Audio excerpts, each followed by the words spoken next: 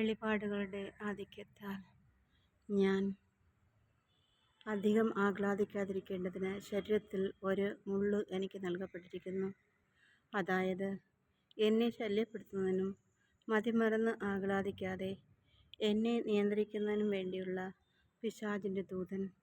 അത് എന്നെ വിട്ടകലാതിരിക്കാൻ വേണ്ടി 3 പ്രാവശ്യം ഞാൻ കർത്താവിനോട് അപേക്ഷിച്ചു. എന്നാൽ അവിടുന്ന് എന്നോട് അരുളിച്ചെയ്തു, നിനക്ക് എൻ്റെ കൃപ മതി. എന്തെന്നാൽ ബലഹീനതയിലാണ് എൻ്റെ ശക്തി പൂർണ്ണമായി പ്രകടമാകുന്നത്. ക്രിസ്തുവിൻ്റെ ശക്തി എൻ്റെ മേൽ ആവസിക്കേണ്ടതിന് ഞാൻ പൂർവാധികം സന്തോഷത്തോടെ എൻ്റെ ബലഹീനതയെക്കുറിച്ച് പ്രശംസിക്കും. അതുകൊണ്ട് ബലഹീനതകൾക്കും ആക്ഷേപങ്ങളിലും ഞെരുക്കങ്ങളിലും പീഡനങ്ങളിലും അത്യാഹിതങ്ങളിലും ഞാൻ ക്രിസ്തുവിനെ പ്രതി സന്തുഷ്ടനാണ്. എന്തെന്നാൽ ബലഹീനനായിരിക്കുമ്പോഴാണ് ഞാൻ ശക്തനായിരിക്കുന്നത്. കർത്താവായ യേശുവേ, അങ്ങ് ഞങ്ങളുടെ ബലഹീനതയിൽ ഞങ്ങളെ തൊടുന്ന അപ്പച്ചാ, അതിനെ ഓർത്ത് അങ്ങേക്ക് നന്ദി പറയുന്ന നാഥാ കർത്താവേ.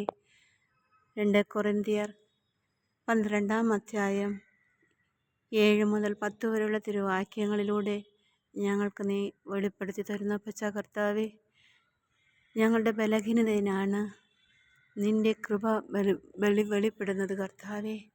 ഞങ്ങളെ അങ്ങ് എത്രത്തോളം പീഡനം ഞങ്ങൾ സഹിക്കുന്നുവോ അത്രത്തോളം ഞങ്ങളെ ശക്തിപ്പെടുത്തുന്നു അപ്പച്ചാ കർത്താവേ. അതിനെ ഓർത്ത് ഞങ്ങൾ അങ്ങേക്ക് നന്ദി പറയുന്നു അപ്പച്ചാ കർത്താവേ.